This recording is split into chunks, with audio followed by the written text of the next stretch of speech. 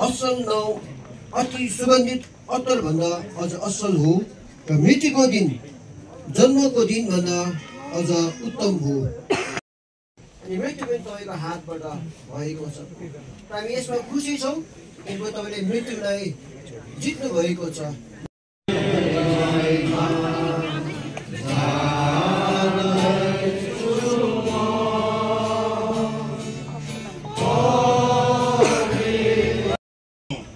विश्वास गर्ने मरि भएकोले जीवित हुनेछ।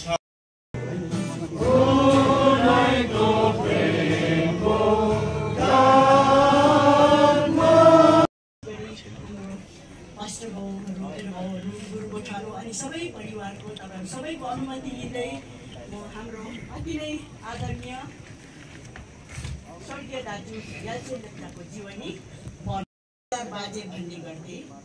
उहाँले यसै देन्ताम बङ्गलाबाट नै आफ्नो अवकाश प्राप्त गर्नुभएको थियो। उहाँको जन्म यसै देन्ताम भेकमा स्वर्गीय नेडोक लेप्चा अनि स्वर्गीय डुक्मित लेप्चाको कोखमा कान्छा सुपुत्रको रूपमा 18 तारिक सेप्टेम्बर 1934 को दिन जन्म लिनुभएको थियो। उहाँको विवाह 21 वर्षको उमेरमा श्री मङ्गलमित लेप्चा रेसी निवासीसित 1955 मा भएको थियो। उहाँको बप्तिस्मा 27 नोभेम्बर 2003 मा भएको थियो।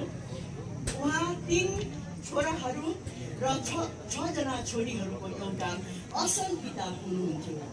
उहाँले आफ्नो जीवनकालभरि नै आफ्नो परिवारलाई एउटा असल पिता भएर आफ्नो एउटा नमुनाको जीवन बिताउनु भएको थियो।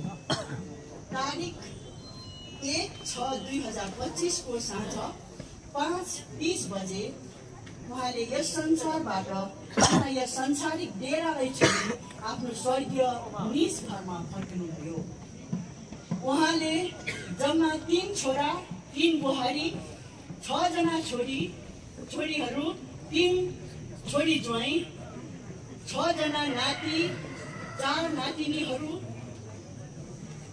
6 जना नाति र 4 नातिनी बुहारीहरू 6 जना नातिनीहरू 2 जना नातिनी बुहारीहरू 4 जना पनाति अनि 4 जना पनातिनीहरूलाई साथै आफ्नो प्रिय मण्डली छर छिमेकीहरूलाई छोडी आफ्नो स्वर्गीय घरमा फर्किजानुभयो। उहाँले अनन्त जीवनको मालिक येशूलाई ग्रहण गर्नुभएकोले गर्दा हामी स्वर्गमा भेट्नेछौँ, किनभने उहाँले स्वर्गको बाटो सत्य र अनन्त जीवनलाई अपनाउनु भएको थियो र विश्वास गर्नुभएकोले गर्दा हामी उहाँलाई स्वर्गमा भेट्ने आशा गरेका छौँ। र जसले पनि यीशु मसीहलाई विश्वास गर्छ, यूहन्ना 3:16 मा परमेश्वरले चाहिँ यस संसारलाई यस्तो प्रेम गर्नुभयो जसले उहाँमाथि विश्वास गर्छ उनीहरूले अनन्त जीवन पाउँछ भनेर लेखेको छ। हाम्रो दाजु याल्छे लेप्चाज्यूले अनन्त जीवनको मालिकलाई अँगाल्नु भएको थियो। यसले गर्दा हामी अनन्त जीवनमा त्यो स्वर्गमा हामी भेट्नेछौँ। अनि यूहन्ना 14:6 बताउँछ कि बाटो सत्य अनि जीवनमय हुन्, जसले मलाई विश्वास गर्छ उनीहरूले अनन्त जीवन पाउँछ। त्यो चाहिँ मृत्युपछिको अनन्त जीवन पाउँछ भनेर उहाँले विश्वास गर्नुभएकोले गर्दा उहाँ अनन्त जीवनमा यो संसारको डेरा छोडेर जानुभएको छ, तर उहाँ अनन्त जीवनमा सरिहाल्नु भएको भएको छ र हामी पनि त्यसरी नै त्यो अनन्त जीवनमा हामी उहाँलाई भेट्ने छौँ। र यो यति भन्दै उहाँको यो छोटो जीवनी विनय राख्न चाहन्छु। गीत सङ्गमा गीत नम्बर 92 गाउनेछौँ, एक बारको जुनिया।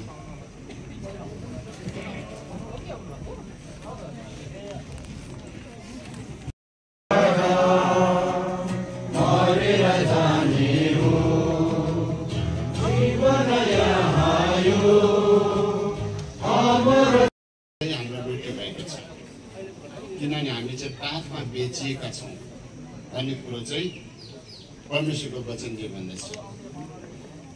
अनि यो पाप सम्पूर्ण उहाँले छोड्नुभएका परिवारको हृदयमा अनि जतिजना मण्डलीको हृदयमा घरबाट आउनुभएका अति आदरणीय आपाको मित्रगणहरू हुनुहुन्छ। तपाईँ सबैको अनुमति दिँदै म यो 2 शब्द फ्यामिलीको तर्फबाट म बोल्न गइरहेको छु र विशेष गरी म परमेश्वरलाई धन्यवाद दिन्छु। एज अ सेक्रेटरी म यहाँ उभिएको छु, एज अ परिवारको गार्जेन भएको नाताले म यहाँ उभिएको छु 2 शब्दको लागि। यो घडी हाम्रा आँखा तपाईँको उठाउँछौँ हामीलाई गुहार गर्न सदैव तपाईँ तत्पर हुनुहुन्छ। किनभने तपाईँ हाम्रो संस्था र चट्टान हुनुहुन्छ। सङ्कष्टमा सज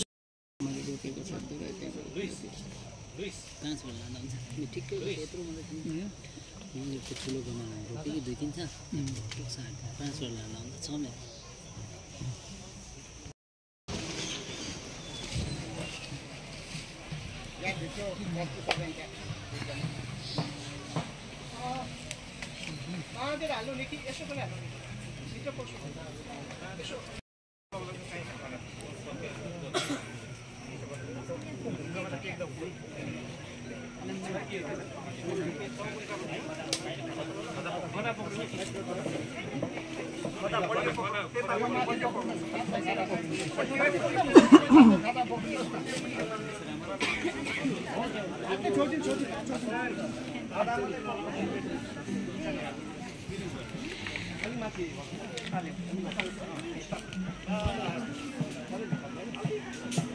गर्नेछौँ। मान्छेमा आउनुभएको आदरणीय पास्टर महाकी यौनलाई प्रार्थना अगुवाई गरिदिनुहोस् भनेर म बिन्ती गर्दछु। आउनुहोस् हामी प्रार्थना गर्नेछौँ। हामी सबैलाई माया गर्नुहुने तपाईँ सर्वशक्तिमान ईश्वर पिता, पुत्र येशू ख्रीष्ट पवित्र आत्मा, प्रिय परमेश्वर, हामी तपाईँको हजुरीमा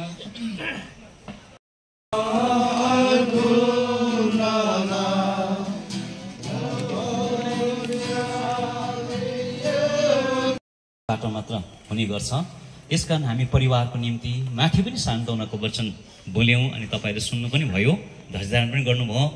अनि यहाँ पनि सुन्दा सायद तपाईँलाई थकाइ भए तापनि म बेसी लामो समय लिन्न, प्राय जस्तो अघि नै माथि मैले बोल्ने विषयमा यहाँ पास्टरको यस्तो इच्छा भयो हाम्रो प्रिय आपा स्वर्गीय ज्ञानसेन लेप्चाको आत्मालाई उहाँको महान प्रेम, दया र अनुग्रहमा आफू कहाँ बोलाइ लानुभयो। यस कारणको यो मृत शरीर हाम्रो प्रभु येशू ख्रीष्टद्वारा पुनरुत्थानको सम्पूर्ण महान आशामा तर अनन्त जीवन प्राप्त गर्ने विश्वासमा भरोसा राख्दै पृथ्वीलाई सुम्पिदिन्छ। माटोलाई खरानीलाई धुलोलाई त्यही पुनरुत्थानको सर्वमहान शक्तिद्वारा उहाँले हाम्रो अदम शरीरलाई परिवर्तन गरेर आफ्नै शरीर तेजोमय पार्नुहुन्छ, जुन शक्तिद्वारा उहाँले सारा थोकलाई आफ्नो अधीनमा पार्न सक्नुहुन्छ। प्रकाश 14:13 यसरी भन्छ, अनि मैले स्वर्गबाट यसो भन्ने आवाज सुने, यो लेख, अब भ्रान्त प्रभुमा मर्नेहरू धन्यको हुन्, आत्मा भन्नुहुन्छ, तिनीहरूले आफ्ना परिश्रमबाट आराम पाउनेछन्, किनकि तिनीहरू काम तिनीहरूको पछि लाग्नेछन्।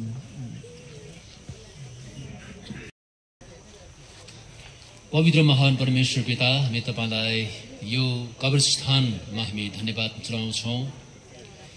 किनभने प्रभु तपाईँको दास गल्छेन लेप्चाको शरीरलाई हामी यो जग्गामा ल्याएका छौँ अनि जसको निमित्तमा राज्य होस् तपाईँको इच्छा जो स्वर्गमा छ त्यस्तै जसकोमा होस् हामीलाई दिनभरिको रोटी दिनुहोस् अनि मेरो अपराध क्षमा गर्नुहोस् जसरी हामीले अपराधलाई क्षमा गरेका छौँ अनि हामीलाई परीक्षामा ल्याउनुहोस् दोषदेखि बचाउनुहोस् किनभने राज्य पराक्रम अनि महिमा सदा सर्वदा प्रभु तपाईँको अब हाम्रो प्रभु येशू ख्रीष्टको अनुग्रह परमेश्वर पिताको प्रेम अनि पवित्र आत्माको संगति विशेष गरेर शोकित परिवार हामी प्रत्येकको साथमा सदा सर्वदा भइरहोस्।